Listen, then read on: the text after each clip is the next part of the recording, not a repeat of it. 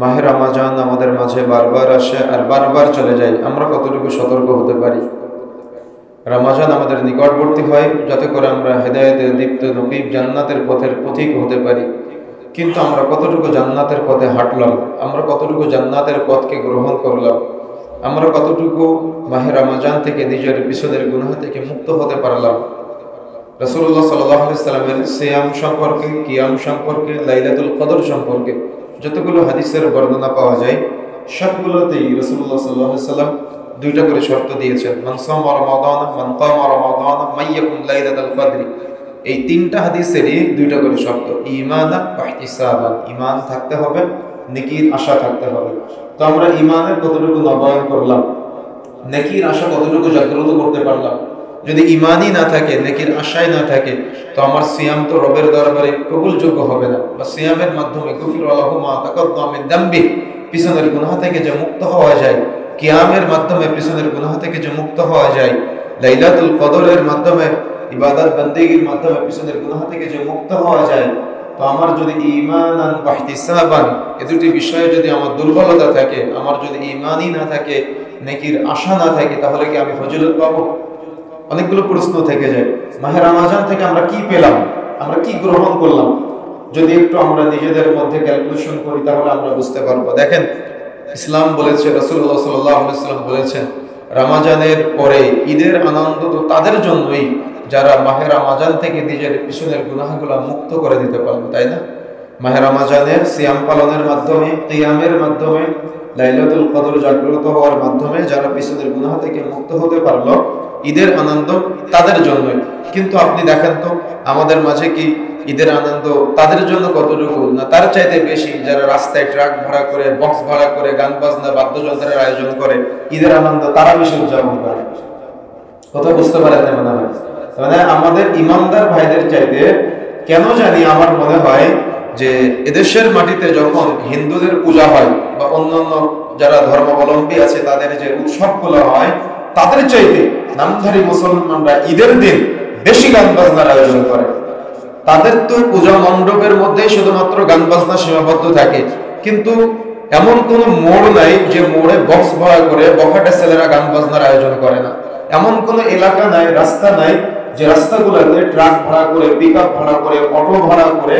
এমনকি একটা ভিডিও দেখলাম, লজ্জার ছোট ছোট বাচ্চারা, হয়তো 8-10 বছরের বয়সের বাচ্চা হবে, এই 8-10 বছরের বাচ্চারা তাদের চুলের কাটিং এত উদ্ভট, তারা ভ্যান চিনেন তো আপনারা, পা ভ্যান, ব্যাটারি লাগানো হয়েছে এখন, এগুলো ভাড়া করে ওই গান বাজাচ্ছে আর ঈদের দিন আনন্দ উল্লাস করতেছে, চশমা চোখে দিয়ে নাচানাচি করতেছে। অথচ শুনলে আশ্চর্য হবেন, এই 8-10 বছরের বাচ্চা মুসআব বিন উমাইর, নাম শুনেছেন আপনারা?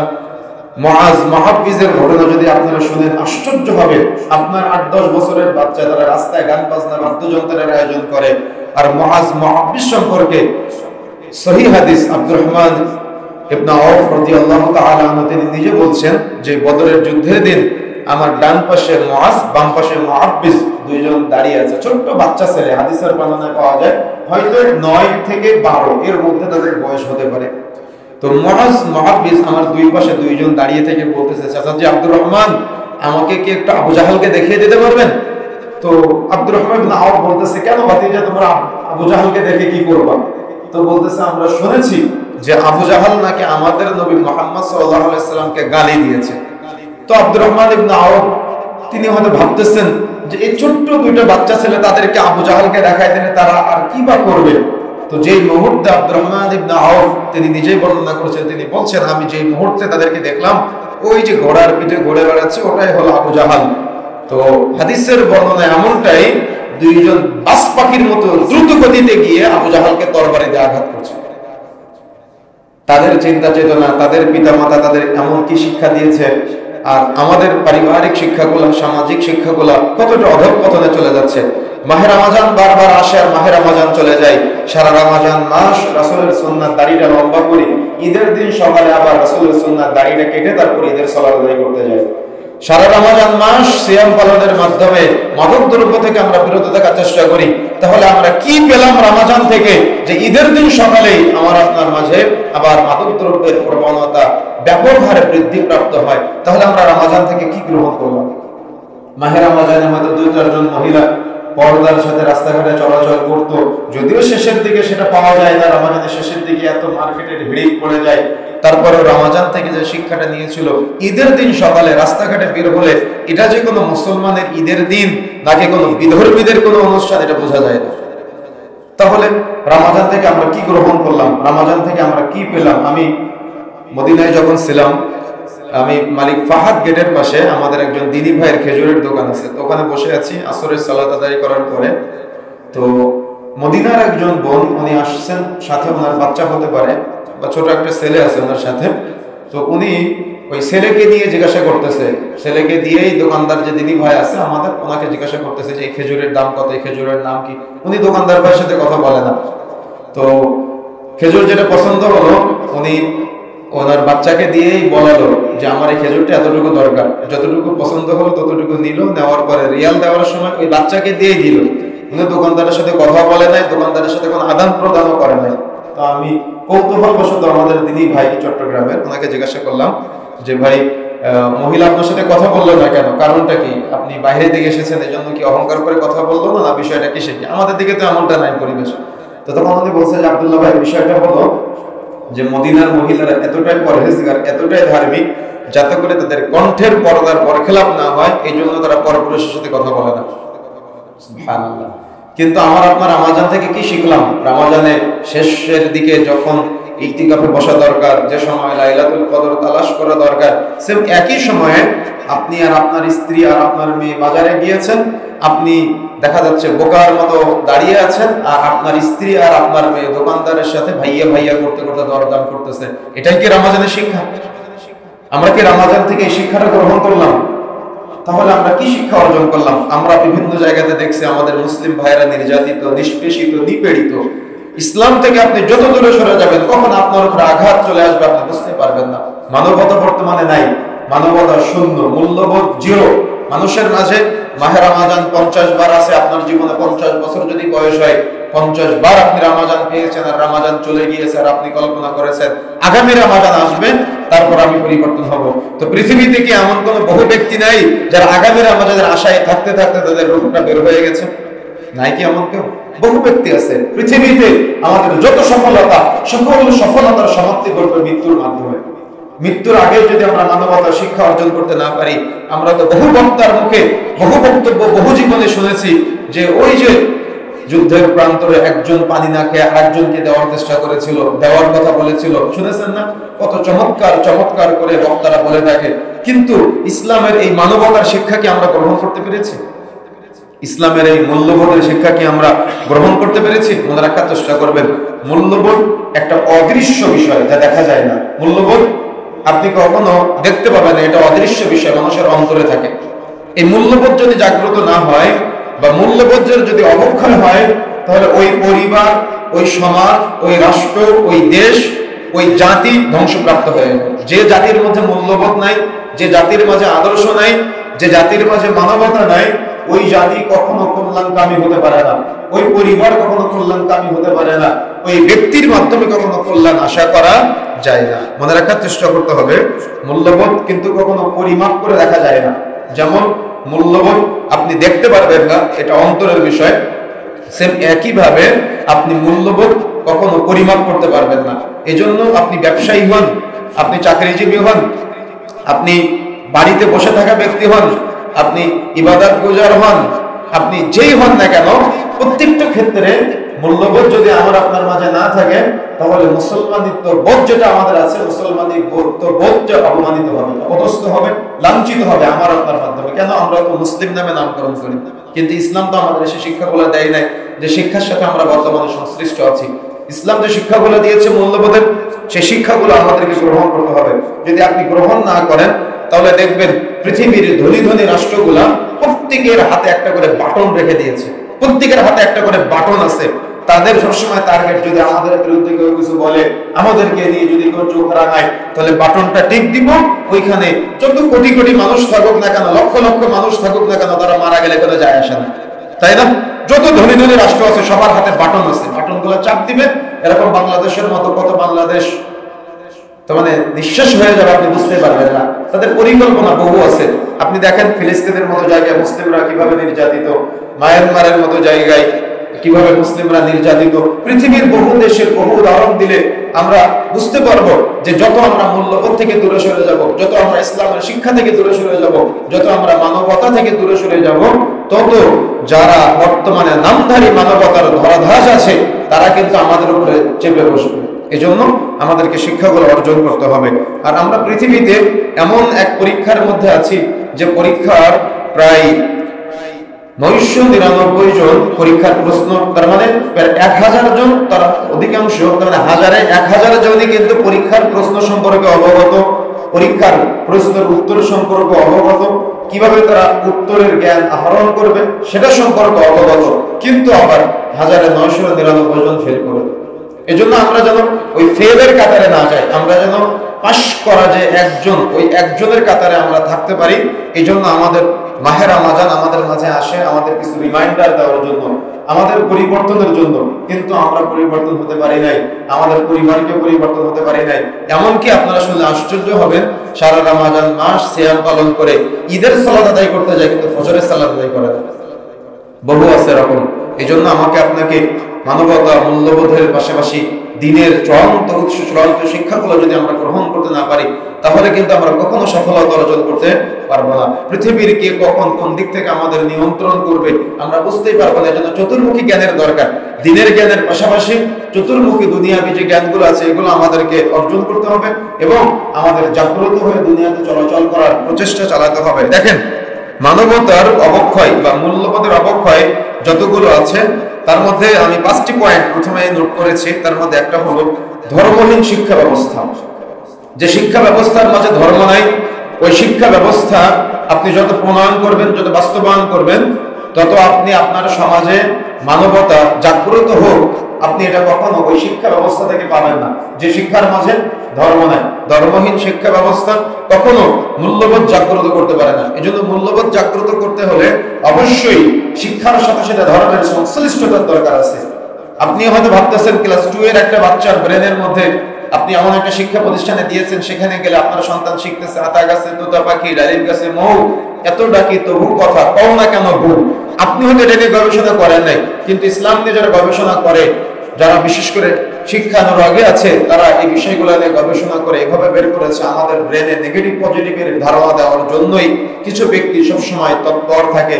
এই যে ক্লাস 4, 5 এ যখন উঠে বাচ্চারা, ক্লাস 2, 3 এর বাচ্চাদের মাঝে যখন নেগেটিভ পজিটিভের বরের জ্ঞান দেওয়া হচ্ছে, তখনই তো টাঙ্গাইলের ঘাটাইলের মতো জায়গায় আপনারা দেখেছেন ক্লাস 4 এর একটা মেয়ে একটা ছেলের বাড়িতে গিয়ে অনশন করতেছে যে ওই ছেলের সাথে আমার বিয়ে না দেওয়া পর্যন্ত আমি বাড়িতে যাব না। কে শিক্ষা দিয়েছে এগুলা? ক্লাস টিচাররা শিক্ষা দিচ্ছে এগুলা। কিভাবে সহশিক্ষার নামে আপনার সন্তান ধর্মীয় শিক্ষা না থাকার কারণে তারা আজকে এমন এই শিক্ষাগুলো অর্জন করতেছে। এমন বহু উদাহরণ দেওয়া যায়, যে উদাহরণ দিলে আপনারা বুঝতে পারবেন যে ধর্মহীন শিক্ষা ব্যবস্থা আপনার সন্তানকে, আপনার প্রতিবেশীকে, আপনার অধীনস্থদের কাছে কোন পর্যায়ে নিয়ে যাচ্ছে। আলিয়া মাদ্রাসাগুলোতে এতটাই জাহালত বর্তমানে বিভিন্ন জায়গাতে উৎসবের নামে মাদ্রাসা নামে নামকরণ করা আছে, কিন্তু আপনি শুনলে আশ্চর্য হবেন, এমন বহরই পড়েছে আমাদের কাছে যে মাদ্রাসা নামে নামকরণ করে সেখানে ঈদের পরবর্তী দিন কনসার্টের আয়োজন করে, বোরকা পরেই মেয়ে বাচ্চারা নাচানাচি করে, আর হুজুররা সেগুলা দেখে। সরকারি মাদ্রাসা নামে নামকরণ করে আজকে আমাদের সমাজে কিন্তু এগুলো অহরহ হচ্ছে। সুতরাং পিকনিকের নামে আপনার সন্তান শিক্ষা সফরে যাওয়ার নাম করে বিভিন্ন জায়গাতে গিয়ে নিজেদের, তার মানে একেবারে জীবন যৌবন সবকিছু ধ্বংস তছনছ নষ্ট করে ফেলতেছে। কিন্তু আমরা কখনো উপলব্ধি করার চেষ্টা করি না, আমরা কখনো বোঝার চেষ্টা করি না যে আমাদের সন্তানদেরকে আমরা কোথায় পাঠালাম, আমাদের পরবর্তী প্রজন্ম যারা আসবে তাদেরকে আমরা কোন পথের পথিক বানাচ্ছি, কোন আদর্শের দিকে আমরা নিয়ে যাচ্ছি। এই জন্য সর্বসম্মতিক্রমে মূল্যবোধের অবক্ষয়ের যতগুলো কারণ আছে তার মধ্যে অন্যতম প্রধান কারণ হলো ধর্মহীন শিক্ষা ব্যবস্থা। সুতরাং শিক্ষার সাথে ধর্ম সংশ্লিষ্ট করতে হবে। যদি ইসলাম আপনার শিক্ষার সাথে সংশ্লিষ্ট না থাকে তাহলে আপনার সন্তান পথভ্রষ্ট হয়ে যাবে, আপনার সন্তানের আদর্শগুলো গ্রন্থিত হয়ে যাবে। এই জন্য শিক্ষার সংস্পর্শে আসতে হবে এবং প্লাস ধর্মের সংশ্লিষ্টতা থাকতে হবে। 2 নম্বর, নিয়ন্ত্রণহীন পারিবারিক ব্যবস্থা, যে পরিবারে কোনো নিয়ন্ত্রণ নাই, সন্তান কিভাবে মানুষ করবে এমন কোনো নিয়ন্ত্রণ যে পরিবারে নাই, ওই পরিবার কখনো মূল্যবোধ শিক্ষা অর্জন করতে পারে না। মানবতার শিক্ষাও ওই পরিবার থেকে কখনো পাওয়া যায় না। আলোচনার মধ্যে বিস্তারিত আসবে, তবে পয়েন্ট মনে রাখার চেষ্টা করবেন যে নিয়ন্ত্রণহীন পারিবারিক ব্যবস্থাপনাগুলা আজকে ওই যে সন্তানদের কথাগুলো বললাম না, যারা ঈদের দিন গান বাজনা বাদ্যযন্ত্রের আয়োজন করে, আর বক্তব্য যতই দিই না কেন, কুরবানির ঈদের দিন দেখবেন যে আপনার বহু টাকা আছে, আপনি 5 লাখ টাকা দিয়ে 5টা গরু কুরবানি করেছেন, কিন্তু ওদিকে আপনার মেয়েটা আরেকটা ছেলের সাথে গিয়ে পার্কে তার চরিত্র কুরবানি করতেছে। আপনি এদিকে আপনার আল্লাহ সামর্থ্য যতটুকু দিয়েছেন, গরু ছাগল ভেড়া আপনি কুরবানি করেছেন, ঈদের দিন কুরবানির ঈদের দিন গিয়ে আপনি দেখবেন যে আপনার ছেলেটা সেম একই ভাবে লটারির আয়োজন করতেছে, গান বাজনা বাদ্যযন্ত্রের আয়োজন করে তার চরিত্র যা কিছু আছে সব কুরবানি করে ফেলতেছে। তাহলে আমরা কি শিক্ষা অর্জন করলাম? আমরা কি শিক্ষা দিলাম? অথচ ইব্রাহিম আলাইহিস সালাম তার সন্তানকে বলছে, আমি তোমাকে কুরবানি করার জন্য স্বপ্নে দেখেছি, আর সন্তান বলছে, আল্লাহ আপনাকে যেটা নির্দেশ দিয়েছে আপনি কার্যে পরিণত করেন, আপনি অবশ্যই আমাকে ধৈর্যশীলদের সাথে পাবেন। তাহলে তাদের সন্তান মানুষ করার পলিসি কেমন, তাদের পারিবারিক জীবন কেমন, আর আমাদের পারিবারিক জীবন সন্তান আত্মীয়তা করার, সন্তান মানুষ করার, বা আমাদের পারিবারিক ব্যবস্থাপনাগুলো আমরা কিভাবে সাজাচ্ছি যে আমরা তাদের মতো হতে পারলাম না। এজন্য ওলামায়ে কেরাম বলেছেন নিয়ন্ত্রণহীন পারিবারিক ব্যবস্থাপনা এটা হলো আদর্শ সন্তান থেকে সমাজ যে আজকে তাদেরকে বলন্টিত করে দিচ্ছে, মনে রাখার চেষ্টা করতে হবে মূল্যবোধ অবক্ষয়ের একটা কারণ হলো নিয়ন্ত্রণহীন পারিবারিক ব্যবস্থা। 3 নম্বরে বিচারহীনতা, সেটা আপনার পারিবারিক বিচার হতে পারে, সেটা আপনার সামাজিক বিচার হতে পারে, সেটা আপনার রাষ্ট্রীয় বিচার হতে পারে।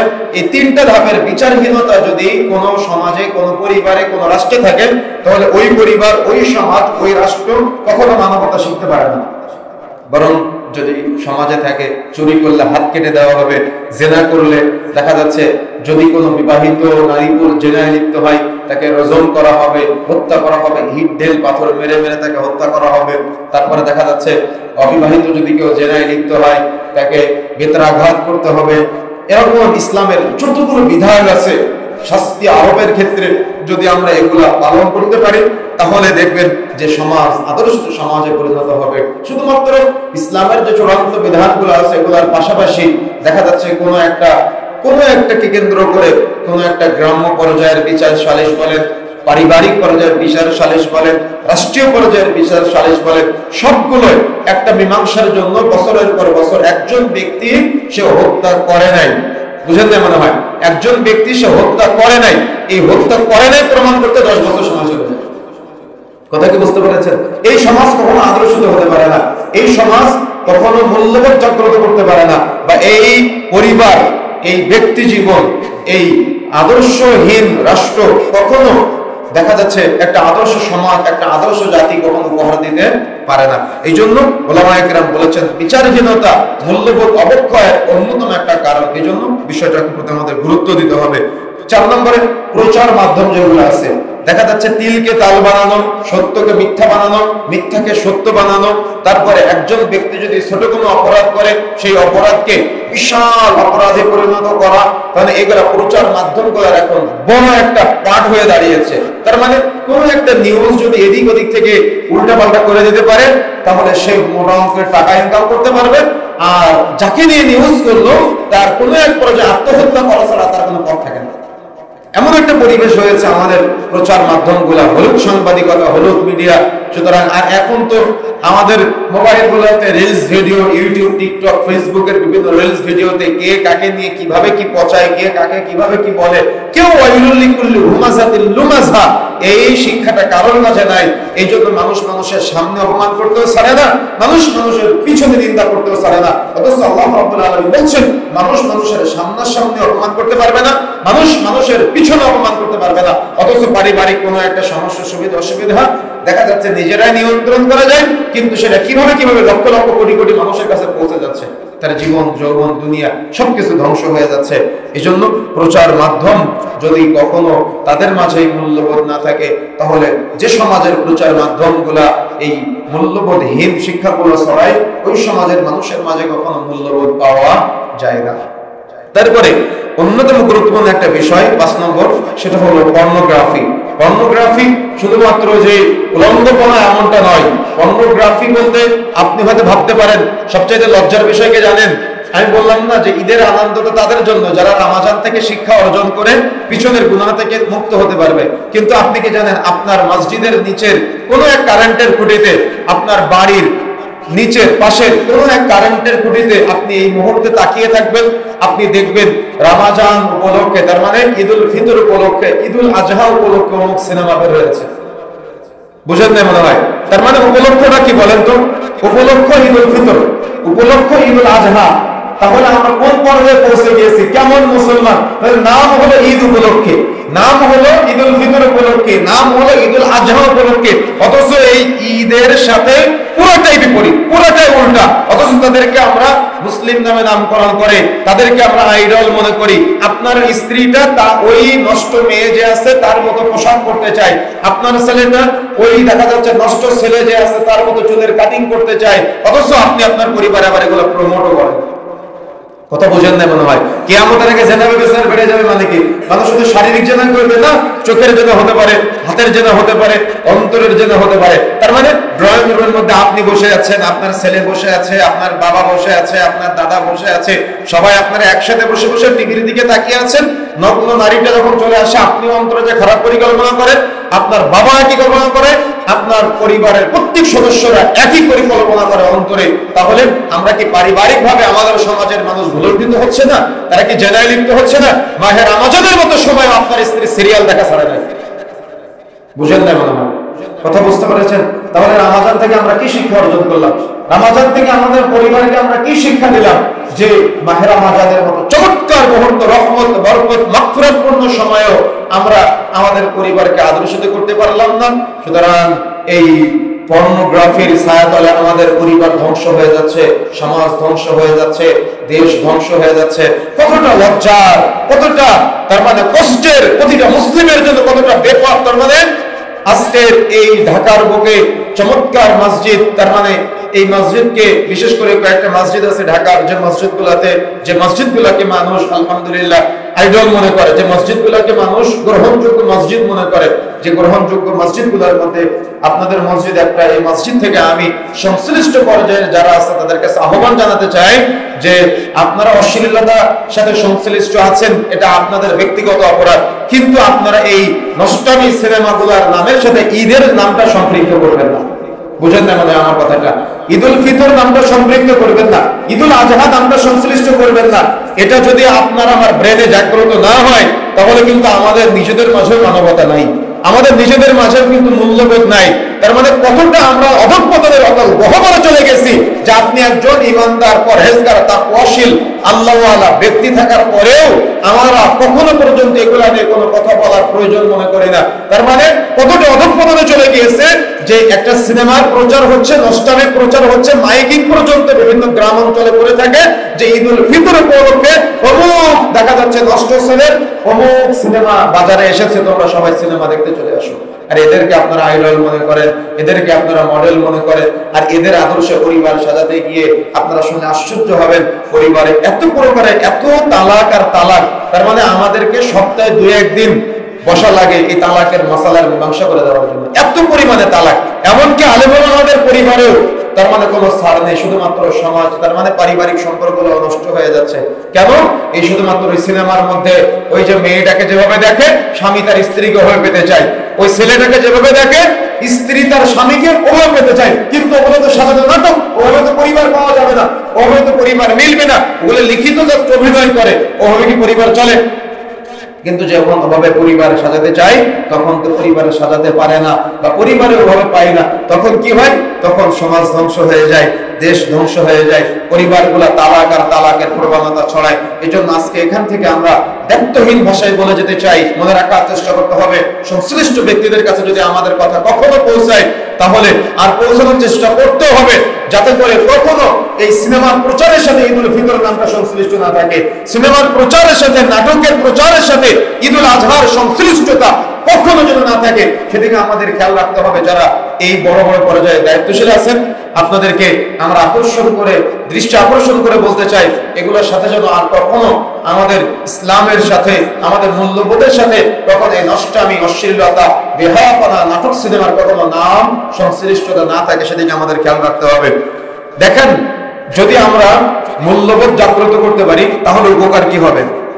বৃষ্টির মাধ্যমে একটা জমিন যেমন উজ্জ্বল হয়ে যায় না, মনে করেন উজ্জ্বল হয়ে বলতে ঘাস যদি থাকে তাহলে যখন বৃষ্টি নামে ঘাসগুলা পানি পাওয়ার সাথে সাথে সজীবতা ফিরে পায় না।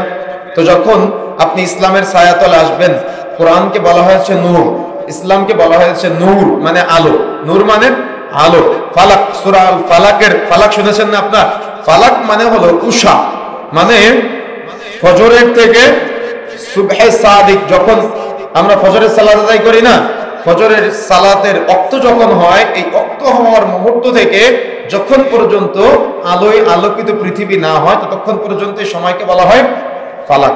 মনে রাখার চেষ্টা করতে হবে আমাদের, এই মুহূর্তটা অত্যন্ত বরকতময়, এই মুহূর্তটা অত্যন্ত কল্যাণকামী। যারা পড়া মুখস্থ করে তাদের জন্য, যারা ব্যবসা করে তাদের জন্য, সকলের জন্য। যদিও আমরা এটা মানতে পারি না, কিন্তু এ সময় সজীবতা ফিরে পাওয়া যায়, এটাকে বলা হয় ফালাক, নূর, আলো। ঘুটঘুটে অন্ধকারাচ্ছন্ন রাত যখন নূর চলে আসে, আলো চলে আসে, তখন গোটা পৃথিবী আলোয় আলোকিত হয় না? সেম একইভাবে যদি ইসলামের শিক্ষা, কোরআন ও সহিহ সুন্নাহর শিক্ষা, কোরআন মাজিদের শিক্ষা যদি আমার আপনার পরিবারে আমরা জাগ্রত করতে পারি, তাহলে আমাদের পারিবারিক জীবনের জাহালত, ব্যক্তি জীবনের জাহালত, সামাজিক জীবনের জাহালত, সবকিছু যখন আমরা ইসলামের শিক্ষা নিয়ে আসতে পারবো, তখন পুরাটাই আলোয় আলোকিত হয়ে যাবে ইনশাআল্লাহ। কিন্তু যদি আমরা পুনরুজ্জীবিত করার প্রয়োজন আমরা মনে না করি, যেমন আমরা কিন্তু ঘুমাই মানে মারা যাওয়া, কথা কি বুঝতে পেরেছেন? তো আমরা কিন্তু আবার জাগ্রত হই, জাগ্রত হওয়ার পরে নূর হিসেবে যদি কোরআনকে আমরা গ্রহণ করে না করি, আলো হিসেবে আমরা গ্রহণ না করি, ফালাক হিসেবে যদি আমরা গ্রহণ না করি, তাহলে কিন্তু আমরা কল্যাণকামী হতে পারবো না। দেখেন, এই মুহূর্তকে নিয়ে বিশেষ করে আপনি পরিবারকে আলোয় আলোকিত করার মুহূর্ত, কল্যাণকর মুহূর্ত, এটা আমরা যে লাইলাতুল কদরের রাত্রি জাগ্রত হই না, লাইলাতুল কদরের রাত্রি জাগ্রত হওয়ার সময় আমরা কিন্তু ফজরের সালাত আদায় করার পরে ঘুমিয়ে যাই। কিন্তু আমরা আরবিয়ান, বিশেষ করে সূরা কদরের তাফসীরের মধ্যে, আমরা সৌদি আরবের একটা তাফসীরের মাঝে আমরা দেখলাম এই কদরটা এই ফালাক পর্যন্ত অতিক্রম করে, ফালাক পর্যন্ত থাকে। তার মানে কোন সময় পর্যন্ত? আমরা তো ফজরের সালাত আদায় করে ঘুমিয়ে যাই, কিন্তু কদরটা থাকে হলো যতক্ষণ পর্যন্ত পৃথিবী আলোয় আলোকিত না হয় ততক্ষণ পর্যন্ত। কথা কি বুঝতে পেরেছেন? এই জন্য আমাকে আপনাকে এই ফালাকের মুহূর্তটা, নূরের মুহূর্তটা আমাকে আপনাকে গ্রহণ করতে হবে। যদি আমরা গ্রহণ করতে পারি, আর এটা সর্বদা দোয়ার মাধ্যমেও আমরা এই কল্যাণকামীগুলো হতে পারি, ফিরে আসতে পারি। কারণ বেশি বেশি আল্লাহর কাছে কামনা করতে হবে, আল্লাহর কাছে চাইতে হবে। যেমন একটা মাছ যদি আপনি শুধু শুকনা মাটির উপরে ছেড়ে দেন, ও কি সজীবতা ফিরে পাবে? ও কি তৃপ্তি সহকারে বেঁচে থাকতে পারবে? তাকে পানির মধ্যে যদি আপনি ছেড়ে দেন, তাহলে ও তৃপ্তি সহকারে চলাচল করতে পারবে। সেম একইভাবে যদি আমরা দুনিয়াতে মূল্যবোধ জাগ্রত করে, মানবতা জাগ্রত করে আমরা দুনিয়াতে চলাচল করতে পারি, তাহলে দেখা যাচ্ছে পবিত্র কোরআন ও সহিহ সুন্নাহর নিকটবর্তী যদি আমরা চলতে পারি, দুনিয়াতে থাকতে পারি, তাহলে আমাদের মাঝে যেমন নূর, আলো, ফালাক এগুলো সংশ্লিষ্টতা থাকবে। সেম একইভাবে আমাদের সমাজে আজকে ক্রয় বিক্রয় চলছে, যদি এভাবেই চলতে থাকে, তাহলে মানবতা যে শিখাবে তার মাঝেই যদি মানবতা না থাকে, তাহলে কখনো আদর্শ সমাজ আমরা উপহার দিতে পারবো না, বা আদর্শ সমাজ আমরা কখনো পাবো না। এজন্য আমাদেরকে, যারা আমরা দাওয়াতি কাজের সাথে সংশ্লিষ্ট আছি, আমাদেরকে আগে মূল্যবোধের শিক্ষাটা গ্রহণ করতে হবে, মানবতার শিক্ষা গ্রহণ করতে হবে। তারপরেই না অন্য কাউকে আমরা মূল্যবোধের শিক্ষা দিব বা মানবতার শিক্ষা দিব। এই জন্য এই বিষয়টা আমাদের গুরুত্ব দেওয়া দরকার। এখন দেখেন, যদি আমরা মূল্যবোধহীন সমাজ, রাষ্ট্র, পরিবারে চলাচল করি, তাহলে কি হবে? ছোটদের সামনে বড়রা অপরাধ করতে শিখবে। যেমন আলেম ওলামারা, যারা বড়রা চলে যাচ্ছে, পরবর্তীতে আলেম ওলামা যারা আসবে, তারা তাদের কাছ থেকে এগুলো শিখবে। পারিবারিক জীবনে বাবা যেভাবে চলতেছে, সন্তান তার বাবার মতো করে চলা শিখবে। দেখা যাচ্ছে বড় ভাই যেভাবে চলতেছে, ছোট ভাই তার মতো করে চলা শিখবে, তাই না? তাহলে মূল্যবোধটা কিন্তু এইভাবে ধাপে ধাপে আসে। কিন্তু যদি মূল্যবোধের জাগ্রত বা মূল্যবোধের শিক্ষা পারিবারিক ভাবে মূলত না পায়, বা বড়দের কাছ থেকে না পায়, তাহলে কখনো ওই সমাজ আদর্শিত হতে পারে না। দেখেন ছোট্ট একটা হাদিস, আল্লাহ রাসূল বলছেন আল হায়াউ লা ইয়াতি ইল্লা বিখাইর, লজ্জাশীলতা কল্যাণ ছাড়া কিছু আনয়ন করে না। যেখানে লজ্জা নাই সেখানে কল্যাণ নাই, যেখানে লজ্জা আছে সেখানে কল্যাণ আছে। ওলামায়ে কেরাম এই ছোট্ট হাদিসের কেউ 3টা ব্যাখ্যা করেছেন, কেউ 4টা ব্যাখ্যা করেছেন। 1, নিজেকে নিজে লজ্জা পাওয়া, 2, বড়দের লজ্জা পাওয়া, 3, আল্লাহকে লজ্জা পাওয়া। তবে ইমাম নবী রাহিমাহুল্লাহ এখানে আরেকটা কথা সংশ্লিষ্ট করেছেন, যুক্ত করেছেন, সেটা হলো বড়রা ছোটদের লজ্জা পাওয়া। যদি বড়রা ছোটদের লজ্জা না পায় তাহলে ছোটরা কখনো বড়দের লজ্জা পাবে না। আপনি রাস্তা দিয়ে যাচ্ছেন, যাওয়ার সময় আপনার বাইকের নিচে একটা মুরগি পড়েছে, আপনার ছেলে বাইক চালাচ্ছে, তখন আপনি আপনার ছেলেকে বলতেছেন যাব জোরে চালাও যাতে মুরগির মালিক ধরতে না পারে। কথা বুঝেন না মনে হয়? তাহলে আপনার সন্তান আপনার কাছ থেকে কি শিখবে? আমার কথা কি বুঝতে পেরেছেন? দেখেন আরাবিয়ার একজন শেখ উনি গল্প করতেছেন যে উনি ওনার বাচ্চাকে নিয়ে, ছেলেকে নিয়ে রাস্তা দিয়ে যাচ্ছেন। তো সৌদি আরবের ট্রাফিক কন্ট্রোল সিস্টেমগুলো কিন্তু অনেক কঠিন। তো লাল বাতি জ্বলতেছে, লাল বাতি জ্বললে কিন্তু যাওয়া যায় না, অনেক কঠিন, অনেক বেশি জরিমানা হয়। তো ওখানে ট্রাফিক পুলিশ না থাকার কারণে উনি গাড়ি চালিয়ে চলে যাচ্ছে। পিছন দিক থেকে ওনার বাচ্চা বলতেছে আব্বু লাল বাতি জ্বলাকালীন সময় যে আপনি চলে আসলেন, ট্রাফিক সিগন্যাল জ্বলা সত্ত্বেও যে আপনি চলে আসলেন। তো যখন সন্তান পিছন দিক থেকে এই কথা বললো, বলার সাথে সাথে বাবার ব্রেন নাড়া দিয়েছে যে আমার সন্তানের সামনে আমি অপরাধ করলাম, এটা নিজের কাছে অনেক অনুশোচনাবোধ জাগ্রত হচ্ছে। তখন উনি গাড়িটা ঘুরিয়ে ট্রাফিক কন্ট্রোল পুলিশ রুম যেখানে আছে ওখানে চলে গিয়েছে। যাওয়ার পরে বলতেছে, পুলিশ অফিসারকে বলে যে অমুক সিগনালে ট্রাফিক সিগন্যাল জ্বলা সত্ত্বেও আমি চলে আসছি, আমাকে জরিমানা করে। তো বলতেছে ওখানে যে পুলিশ অফিসার ছিল সে আপনাকে দেখে নাই, তার কাছে জরিমানার জন্য যেতেন। তো বলতেছে যে ওখানে কেউ ছিল না, কেউ দেখে নাই, এজন্য তো আমি আপনার কাছে এসেছি। তো বলতেছে কেউ যখন দেখে নাই আপনি চলে যেতেন, এখানে জরিমানা দিতে আসার দরকার কি ছিল? তখন বলতেছে কেউ তো দেখে নাই, আমার সন্তান যে দেখেছে। বুঝেন না মনে হয়? আমার কথা বুঝতে পেরেছেন? কেউ দেখে নাই, আমার সন্তান যে আমাকে দেখেছে। সুতরাং দেখেন প্রত্যেকটা ক্ষেত্রে বড় ভাই যদি ছোট ভাইকে নিয়ে এভাবে চিন্তা করে, বাবা যদি সন্তানকে নিয়ে এভাবে চিন্তা করে, অভিভাবক যদি তার অধীনস্থদেরকে নিয়ে এভাবে চিন্তা করে, তাহলে ওই পরিবার মূল্যবোধ শিখবে। আর যদি এভাবে চিন্তা না করে তাহলে ওই পরিবার কখনো মূল্যবোধ শিখবে না। যে পরিবারের সন্তানকে তার বাবা 5 টাকা হাতে দিয়ে বলে যে আব্বু সিগারেট কিনে নিয়ে আসো, ওই 1 দিন যায়, 2 দিন যায়, 3 দিন যায়, 4 দিন বলে আমার আব্বু কি খায় আমিও ওকে টান দিয়ে দেখি, তাই না? তাহলে ওই সন্তান কিভাবে মূল্যবোধ শিখবে? ওই পরিবারের সদস্যরা কিভাবে মূল্যবোধ শিখবে? ও কখনো শিখতে পারবে না। কেন শিখবে না? ও পরিবার থেকে শিখে নাই সেই জন্য। এই জন্য প্রিয় বন্ধুরা আমার, আমাকে আপনাকে জানার চেষ্টা করতে হবে, বোঝার চেষ্টা করতে হবে, না হলে সময় অতিক্রম হয়ে যাবে। কিন্তু আমরা আমাদের পরবর্তী প্রজন্মকে রেখে যাব যারা না শিখতে পারবে সালাত, না শিখতে পারবে মানবতা, না শিখতে পারবে মূল্যবোধ, কিছু শিক্ষা অর্জন করতে তারা পারবে না, ব্যর্থ হয়ে যাবে। বরং দেখা যাচ্ছে যে 2-1 তাদের বাচ্চাদেরকে মসজিদে নামাজ পড়তে নিয়ে আসে। গ্রাম অঞ্চলে এতটাই জঘন্য অবস্থা, বাচ্চা যদি একটু কান্না করে বাচ্চাকে মসজিদ থেকে বের করে দেয়। এমনকি বাচ্চার অভিভাবকের সাথে খুব নোংরা আচরণ করে, যাতে করে বাচ্চাকে আর মসজিদে না নিয়ে আসে। অথচ 7 বছর বয়সে আল্লাহ রাসূল বলছেন মুরু আওলাদাকুম বিসসালাতিহিম আবনাউ সাবঈ সিনিন, তোমাদের সন্তানদের 7 বছর বয়সে নামাজের শিক্ষা দাও। আপনি মসজিদে নববীতে যান, বড় বড় আলেম ওলামারা সালাত আদায় করতেছে, তাদের সামনে বাচ্চারা দৌড়াদৌড়ি করে, কেউ কিছু বলে না। মসজিদে নববীর এক কর্নারে যাতে করে বাচ্চারা মসজিদে আসে এজন্য খেলনার ব্যবস্থা করা হয়েছে, তাদের নামাজের ক্ষতি হয় না। আমরা তাদের চেয়ে বড় বড় পরহেজগার হয়েছে। রাসূলুল্লাহ সাল্লাল্লাহু আলাইহি ওয়াসাল্লাম সালাত আদায় করতেছে, নামাজ পড়তেছে, রাসূলের নাতি হাসান হুসাইন রাসূলের ঘাড়ে পিঠে উঠে, রাসূলের নামাজের ক্ষতি হয় না। আমরা রাসূলের সাথে পরহেজগারিতার সাজার চেষ্টা করি যে বাচ্চাদেরকে মসজিদ থেকে বের করে দেয়। বরং সৌদি আরবের উলামায়ে কেরাম বলেছেন, মনে রাখবা মসজিদের পিছনের কাতারে যদি বাচ্চাদের কিসির মিসিরের শব্দ শোনা না যায়, মনে করবে পরবর্তী প্রজন্মের মসজিদ মুসাল্লি শূন্য হয়ে গেছে, যার বাস্তবতা আপনি দেখেন আজকে। সুতরাং উলামায়ে কেরাম বলেছেন যে বাচ্চারা হলো মসজিদের সৌন্দর্য, মসজিদের সৌন্দর্যই হলো বাচ্চারা। সেই সৌন্দর্য যদি না থাকে তাহলে পরবর্তী প্রজন্মের বংশধর যারা, তারা বেনামাজি হয়ে আসবে, তাদের কখনো মসজিদের সাথে সংশ্লিষ্টতা পাওয়া যাবে না। এই জন্য বড়রা চেষ্টা করবেন ছোটদেরকে বড়দের মাঝে মাঝে ঢুকিয়ে নেওয়ার জন্য। এক কর্নারে দিয়ে দিলে তারা তো কথা বলবেই। এই জন্য পারিবারিকভাবে এই শিক্ষাগুলো অর্জন করতে হয়। এই শিক্ষাগুলো আমাদেরকে অর্জন করার চেষ্টা করতে হবে। দেখেন যদি শরীয়তের না থাকে, শরীয়তের জ্ঞান না থাকে, তাহলে আপনি এখন কোনো একটা হসপিটাল তৈরি করলেন, হসপিটাল তৈরি করলে আপনি শুনলে আশ্চর্য হবেন, মাহে রমজান আমাদের মাঝে বারবার আসে, বারবার চলে যায়। কেন আসে? এই শিক্ষাগুলোর জন্য আসে, কিন্তু আমরা তো বুঝি না। আপনি একটা হসপিটাল নির্মাণ করলেন, দেখা যাচ্ছে হসপিটালের প্রায় 8-10টা ক্যাটাগরিতে স্টেপ থাকে। এমনকি গ্রাম অঞ্চলে, বিশেষ করে শহরে তো আছেই, এমন এমন দালাল থাকে, ওই ভ্যানওয়ালা পর্যন্ত যদি কোনো রুগীকে নিয়ে হাসপাতালে যায় ও একটা পার্সেন্টেজ পায় সিজারের রুগী। এখন বলেন তো হসপিটাল কর্তৃপক্ষ তাহলে সিজার না করে নরমালকে ডেলিভারি করাবে? কথা বুঝেন এমন হয় 8-10 জনকে টাকা দেওয়া লাগে যারা এই পর্যন্ত নিয়ে আসে। এমনকি গ্রাম্য ডাক্তার থাকে কিছু, গ্রাম্য ডাক্তার যদি রেফার করে দেয় ওই হাসপাতালে যেতে হবে, তাহলে একটু মোবাইল করে দিয়েছে, অবশ্যই তাকে পার্সেন্টেজ দেওয়া লাগবে, না হলে ওই হাসপাতালে রোগী আর পাঠাবে না। কথা বুঝেন এমন হয়। এমনকি আমাদের অনেক দিনী ভাই ডক্টর আছে, তারা আমাদের কাছে অনেক সময় বলে যে মাতৃগর্ভের মাঝে কিছু ওষুধ আছে, যখন বাচ্চা মায়ের পেটে থাকে ওই ওষুধগুলো প্রয়োগের মাধ্যমে মায়ের পেটের মাঝে বাচ্চাকে বড় করে ফেলে। এমনকি ওই সময় তাদের সেন্সটা এমনটা থাকে যে ওই মাকে তো কিছু বলবে না, তার হয় স্বামী থাকবে না হয় বাবা থাকবে, সিজার করার একদমই 1% প্রয়োজন নাই, তারপরে বলবে যে পেটের ভিতরে বাচ্চা উল্টে আছে, নাড়িতে জড়ায় আছে, পানি নাই, বিভিন্ন রকম কথাবার্তা বলে ওরা সিদ্ধান্ত দিবে না, সিদ্ধান্ত আপনার উপরে ছেড়ে দিবে, আপনার উপরে ছেড়ে দিয়ে বলবে সিদ্ধান্ত আপনি দেন।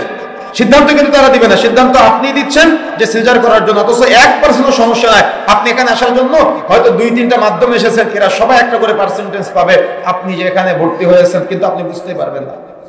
এভাবেই চলছে সমাজ।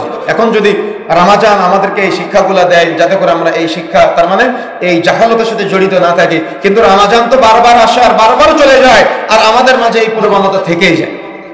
কথা বোঝেন না মনে হয়, কথা কি বুঝতে পেরেছেন? এগুলা আজকে আমাদের, আর দেখবেন যে ডক্টরদের কোনো যদি আপনি চেম্বারে যান, বের হওয়ার সাথে সাথে বহু লোক আপনার ওই প্রেসক্রিপশনটা আছে ছবি উঠাবে। কেন ছবি উঠাবে? আমরা তথ্য যেটা পেয়েছি সেটা হলো যে ডক্টর আমার কোম্পানির ওষুধ দিল কিনা, যদি আমার কোম্পানির ওষুধ দেয় তাহলে ডাক্তার গাড়ি পাবে, বাড়ি পাবে, ফ্ল্যাট পাবে, আর যদি ওষুধ না দেয় তাহলে তো ডাক্তার কিছুই পাবে না। কারণ এভাবে যোগসূত্র থাকে, কোম্পানির ওষুধ ভালো হোক বা মন্দ হোক, আমার কোম্পানির ওষুধ দিল কিনা। কথা বুঝেন না মনে হয়?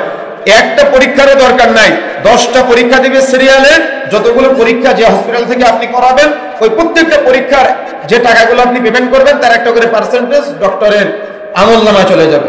কথা বুঝেন না মনে হয়? মানি ব্যাগের মধ্যে চলে যাবে, ব্যাংক অ্যাকাউন্টে চলে যাবে। এভাবেই চলছে সমাজ, মানবতার অবক্ষয়। আপনি কোথায় যাবেন, যেখানে যাবেন সেখানে আজকে মানবতার অবক্ষয় চলছে, এভাবেই সমাজ চলছে। অথচ সবাই মুসলমান, অথচ সবাই আল্লাহওয়ালা দাবি করি, অথচ রমজানে সিয়াম পালন করি, অথচ নিজেকে দেখলে মনে হয় কত বড় পাক্কা ইমানদার, পরহেজগার, তাকওয়াশীল ব্যক্তি। কিন্তু আপনি চলে যান বিদেশে যাওয়ার জন্য একটা পাসপোর্ট করবেন, পাসপোর্ট অফিসের A to Z যতগুলো টেবিল আপনার ফাইলটা পার হবে ততগুলো টেবিলে আপনি যদি টাকা না দেন তাহলে টেবিলের ফাইল এক টেবিল থেকে আরেক টেবিলে যাবে না। কথা বুঝেন নাই? পুলিশ ভেরিফিকেশনের জন্য আসবে আপনার কাছে, পুলিশ ভেরিফিকেশনের জন্য যারাই শান্তি প্রগতির শিক্ষা শিরোনাম দিয়ে চলাচল করে আপনার কাছে তথ্য নেওয়ার জন্য আসবে। কিন্তু আপনি যদি 1000 টাকা, 2000 টাকা, 5000 টাকা ব্যক্তিভেদে ঘুষ না দেন তাহলে আপনার তথ্য ভুলভাল দিয়ে দেবে, আপনি পাসপোর্ট পাবেন না। কেন? তারা কি মানুষ না? তারা কি মুসলমান না? তাদের মাঝে কি মূল্যবোধ নাই? কেন মূল্যবোধ হারিয়ে গেল? পারিবারিক সূত্রে কিন্তু মূল্যবোধগুলো আজকে নষ্ট হয়ে যাচ্ছে। তার বাবাও জানে যে আমার সন্তান অমুক জায়গা থেকে ঘুষের টাকা নিয়ে এসেছে, বাবাও খাচ্ছে, কিচ্ছু বলে না।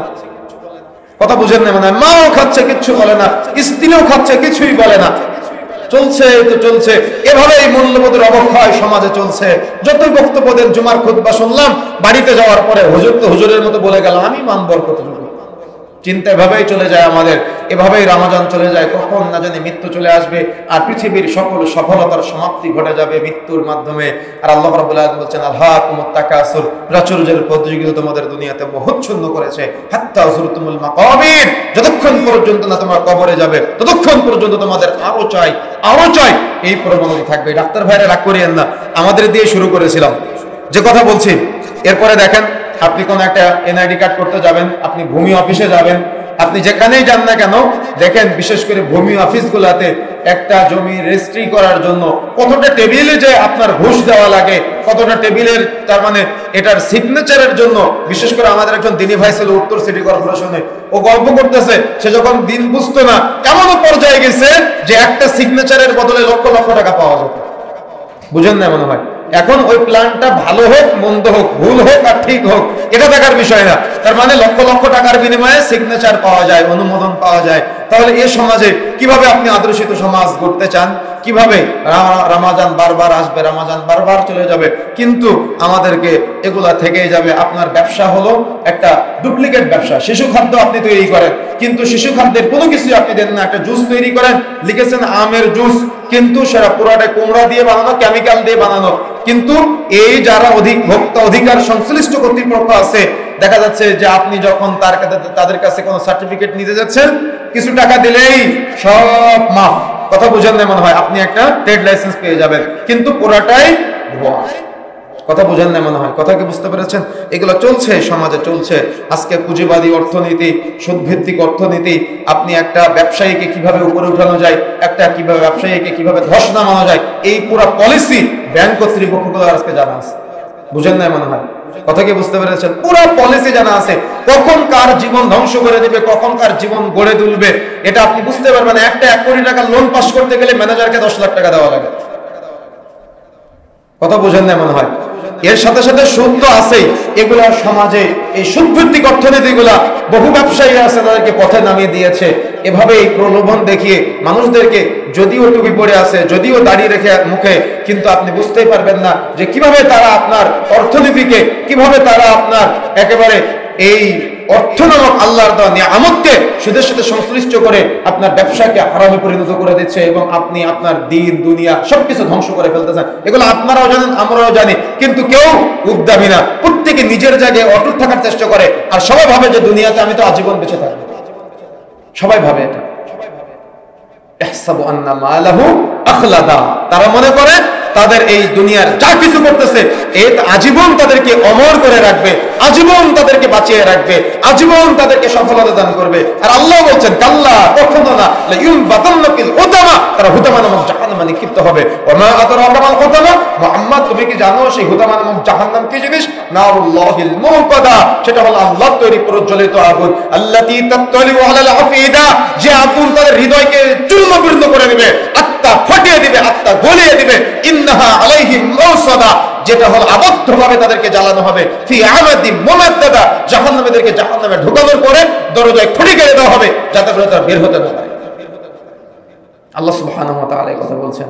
কিন্তু আমাদের মাঝে সব সময় এই প্রবণতা বর্তমানে বহু রূপে, বহুভাবে আজকে আপনি দেখতে পাবেন। আপনি যান আপনার স্ত্রীকে নিয়ে, আপনার পরিবারকে নিয়ে আপনি পরিকল্পনা করবেন, আপনার স্ত্রীর সংশ্লিষ্টতা এমন, কোনো একটা অফিসে চাকরি করবে, ওই অফিসে গিয়ে অফিসের মালিককে, অফিসের বসকে চা দিতে পারে, কিন্তু স্বামীকে চা দিতে তার লজ্জা লাগে। কথা বুঝেন না মনে হয়, কথা বুঝতে পেরেছেন? চেহারা বিক্রয় করে টাকা ইনকাম করা, চেহারা বিক্রয় করে দেখা যাচ্ছে ক্রেতাদের আকৃষ্ট করা, এগুলো সব হারাম ইনকাম। অথচ আজকে অধিকাংশ বড় বড় কোম্পানিগুলোতে, মোবাইল মার্কেটগুলোতে আপনি যান, দেখেন মেয়েরা গেঞ্জি গায়ে ঘুরে বেড়াচ্ছে, আকৃষ্ট করতেছে আপনাদের। অথচ একটা বারের জন্য এদের বাবারা ভাবে না, এদের স্বামীরা ভাবে না যে আমার সন্তানকে কোথায় পাঠালাম, আমার স্ত্রীকে কোথায় পাঠালাম। রামাজান তো আমাদের মাঝে শিক্ষাটা দেওয়ার জন্য এসে, কিন্তু আমরা তো মূল্যবোধ শিক্ষা অর্জন করতে পারি নাই, আমরা ব্যর্থ হয়েছি নিজেরাই। সুতরাং প্রিয় বন্ধুরা আমার, আমাকে আপনাকে উপলব্ধি করতে হবে, বড় বড় অফিস আদালত কোম্পানিগুলোতে নারীদেরকে সংশ্লিষ্ট করার মাধ্যমে, আমি কিন্তু নারীদের বলি নাই যে তারা অপমানের, বলি নাই অমুসলিমদের মতো যে নারীরা, যেমন খ্রিস্টান ধর্মে বলা হয় নারীরা বড় নরকের প্রবেশদ্বার। ইসলাম আপনাদেরকে এগুলো বলে নাই, ইসলাম আপনাদের শ্রেষ্ঠত্বের মর্যাদা দিয়েছে। ইসলাম বলেছে দুনিয়া কুল্লুহা মাতা, গোটা পৃথিবীটা হলো সম্পদ। অখায়রু মাতাঈদ দুনিয়া, তার মধ্যে শ্রেষ্ঠ সম্পদ হলো আল মারআতু আস-সালিহা, সতী এবং সাধু স্ত্রী। স্বামী ইনকাম করবে, স্বামী উপার্জন করবে, কষ্ট পরিশ্রম করবে বাইরে, আর স্ত্রী বাড়িতে তার এই পরিবারকে আগলে রাখবে, যত্নে রাখবে। স্বামী পরিশ্রম করে বাড়িতে আসবে, স্ত্রীর দিকে তাকালেই তার পরিশ্রমগুলা, কষ্টগুলা সব লাঘব হয়ে যাবে। এটাই পরিবার। যদি আপনি এই রাসূলের শিখানো পদ্ধতি, ইসলামের শিখানো পদ্ধতি আপনি পরিত্যাগ করেন, উল্টা কোনো পথে আপনি চলেন, তাহলে আপনার পরিবারে আপনি সুখ খুঁজে পাবেন না, আপনার সমাজে আপনি সুখ খুঁজে পাবেন না। এজন্য এত তালাকের প্রবণতা, এগুলো আমাদের সমাজে চলছে। আর এই মানবতা না থাকার কারণে আজকে কি হচ্ছে, বাবা ক্যামেরা ধরে রাখে, মা আর মেয়ে নাচানাচি করে, আর এগুলো সোশ্যাল মিডিয়ায় ছেড়ে দেয়। বুঝেন না মনে হয়? রমজান থেকে কি শিক্ষা অর্জন করলাম আমরা? এগুলোই চলছে সমাজে, এগুলোই সমাজে। আমি তো আশ্চর্য হয়ে যায় যে আমাদের সমাজে কত জাহালত বাবা, কত নোংরা বাবা, তার স্ত্রী আর তার কন্যা সন্তান নাচানাচি করে, আর সে ভিডিও করে সোশ্যাল মিডিয়ায় আপলোড করে দেয়, সোশ্যাল মিডিয়ায় ছড়িয়ে দেয়। আর এগুলোর মাধ্যমে তারা টাকা উপার্জন করে। স্বামী স্ত্রীকে ভিডিও করে, স্ত্রী স্বামীর ভিডিও করে, এগুলো সোশ্যাল মিডিয়ায় ছড়িয়ে দেয়, ফেসবুকে ছড়িয়ে দেয়। মনে রাখার চেষ্টা করতে হবে, এগুলোই জাহালত যেগুলো আমাদের সমাজে চলছে। আর এদেরকে আপনার পরিবারের মহিলা সদস্যরা, আপনার সন্তানেরা তাদেরকে আবার আইডল মনে করা শুরু করে দিয়েছে, অথচ তারা হলো পুরোটাই জিনার সাথে সংশ্লিষ্ট আছে। কত নোংরা রুচি একটা স্বামীর যে তার স্ত্রীর সবকিছু সে সোশ্যাল মিডিয়ায় ছড়িয়ে দেয়। এজন্য যুবক ভাইয়েরা মনে রাখার চেষ্টা করতে হবে, আল্লাহ রাসূল বলেছেন, ইয়া মাশারাশ শাবাব মান ইসতাতা মিনকুম, হে যুবক সম্প্রদায় যাদের বিবাহ করার ক্ষমতা আছে তোমরা বিবাহ করো। বিবাহ করার ক্ষমতা মানে ওলামায়ে কেরাম যতগুলো পয়েন্ট বলেছেন তার মধ্যে অন্যতম একটা পয়েন্ট হলো স্ত্রী পরিচালনা করার ক্ষমতা। আপনার স্ত্রী আপনার সম্পদ, আপনার স্ত্রী রাস্তার মানুষের সম্পদ না। আপনার স্ত্রী আপনার সম্পদ, আপনার স্ত্রী ফেসবুকের মানুষের সম্পদ না। আপনার স্ত্রী আপনার সম্পদ, আপনার স্ত্রী আপনার বন্ধুদের সম্পদ না। তাকে রক্ষা করার দায়িত্ব আপনার, তাকে হেফাজতের দায়িত্ব আপনার, তার চরিত্র গঠনের দায়িত্ব আপনার। যদি আপনি দায়িত্ব অবহেলা করেন, কিয়ামতের মাঠে জবাব দেওয়া লাগবে। আর আপনার মাধ্যমে সমাজ নষ্ট হয়ে যায়, দেশ নষ্ট হয়ে যায়, পরিবারগুলো নষ্ট হয়ে যায়। আল্লাহ রাব্বুল আলামিন এদের থেকে আমাদের বিরত থাকার তৌফিক দান করুন, বলেন আমিন। এরপরে আসেন, আপনি কোথায় যাবেন? প্রতিটা পরিবারে আজকে বিভিন্নভাবে সন্তানদেরকে দ্রুত বিবাহ না দিয়ে বিবাহে দেরি করার কারণে পরিবারগুলো নষ্ট হয়ে যাচ্ছে।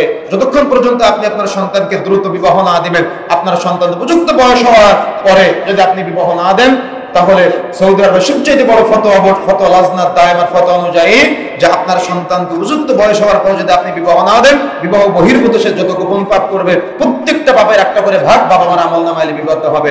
আপনি হয়তো ভাবতেছেন আপনার ছেলেটা ফেরেশতা, আপনি হয়তো ভাবতেছেন আপনার ছেলেটা গোপন পাপ করে না, কিন্তু সে দেখা যায় তার চরিত্র রক্ষা করার জন্য, তার মানে চরিত্র তো সঠিক জায়গায় সে কাজে লাগাতে পারে না, অকাজে কুকাজে বিভিন্ন জায়গাতে পার্কে বিভিন্ন জায়গায় চরিত্র নষ্ট করার চেষ্টা করে। যখন সে অপত্রে তার চরিত্র নষ্ট করে দেয়, যখন তার বিবাহ হয়, বিবাহ হওয়ার পরে সে আর কোনো প্রশান্তি পায় না। কথা কি বুঝতে পেরেছেন? এই জন্য সন্তানকে দ্রুত বিবাহ দিয়ে সমাজে মানবতার মূল্যবোধ যাতে করে অবক্ষয় না হয়ে যায় সেদিকে আমাদের খেয়াল রাখতে হবে। তা না হলে সমাজ ধ্বংস হয়ে যাবে, দেশ নষ্ট হয়ে যাবে, রাষ্ট্র ধ্বংস হয়ে যাবে। আপনি কোনো একটা অফিসে চাকরি করেন, ৫ ওয়াক্ত সালাত আপনি আদায় করেন, ওই অফিসে চাকরি করার সময় আপনার অফিসে ঢোকার কথা প্রতিদিন সকাল ৯টায়, বের হওয়ার কথা বিকাল ৫টায়, কিন্তু আপনি প্রতিদিন ঢোকেন সকাল ৯:৩০, বের হয়ে আসেন সকাল ৪:৩০। বুঝেন না মনে হয়? আপনার মালিক এক মাসে ১,০০০ টাকা কম দিলে আপনি আপনার মালিককে বলেন, এ কত জালিম, আমার ১,০০০ টাকা কম দিয়েছে। কিন্তু আপনি যে প্রতিদিন ১ ঘন্টা করে কর্মঘণ্টা ফাঁকি দিচ্ছেন, ৩০ দিনে গিয়ে ৩০ ঘন্টা কর্মঘণ্টা ফাঁকি দিলেন, আপনি কি নিজেকে কখনো জালিম বলেছেন? আমার কথা বুঝেন না মনে হয়? নিজেকে নিয়ে চিন্তা করতে হবে তো আগে, নিজেকে নিয়ে নিজে ভাবতে হবে তো আগে যে আমি কি করলাম। সুতরাং এই যতগুলো বিষয় আমি আজকে উপস্থাপন করলাম, পুরোটা সংশ্লিষ্ট বিষয় নিয়ে যদি আমরা একটু প্রচেষ্টা না করি, চিন্তা না করি, তাহলে কিন্তু আমাদের সমাজ আদর্শিত হবে না, আমাদের দেশ আদর্শিত হবে না, আমাদের পরিবারগুলো কিন্তু আদর্শিত হবে না। এজন্য আমাকে আপনাকে এগুলা নসিহা করতে হবে। মানুষকে যেমন সৎ কাজের আদেশ দিবেন, পাশাপাশি অসৎ কাজের নিষেধ করতে হবে। সৎ কাজের আদেশ দিলে ভালোবাসা পাওয়া যায়, কিন্তু অসৎ কাজের নিষেধ করলে মানুষ ঘৃণা করবে আপনাকে। তারপর অসৎ কাজ নিষেধ করতে হবে। কেন? আল্লাহ রাব্বুল আলামিন এবং রাসূলুল্লাহ সাল্লাল্লাহু আলাইহি ওয়াসাল্লাম যত জায়গায় সৎ কাজের আদেশের কথা বলেছেন, পাশাপাশি আবার অসৎ কাজের নিষেধের কথা বলেছেন। সুতরাং বিষয়টা আমাদের গুরুত্ব দিতে হবে, না হলে মানবতার মূল্যবোধগুলা দিনে দিনে নষ্ট হয়ে যাবে, ধ্বংস হয়ে যাবে। এই জন্য আমাকে আপনাকে আল্লাহ সুবহানাহু ওয়া তাআলা তৌফিক দান করুন। আমরা সংক্ষিপ্ত সময়ে যে কথাগুলো বলেছি, আল্লাহ রাব্বুল আলামিন যেন আমাদের অত্র যে ভুল ভ্রান্তিগুলো নিয়ে আলোচনা করেছে সেগুলো আমাদেরকে বিরত থাকার তৌফিক দান করুন, আল্লাহুম্মা আমিন। এবং আমরা যাতে করে আমাদের সমাজে মানবতা এবং মূল্যবোধ জাগ্রত করতে পারি, আল্লাহ সুবহানাহু ওয়া তাআলা আমাদের সবাইকে সেই তৌফিক দান করুন, আল্লাহুম্মা আমিন।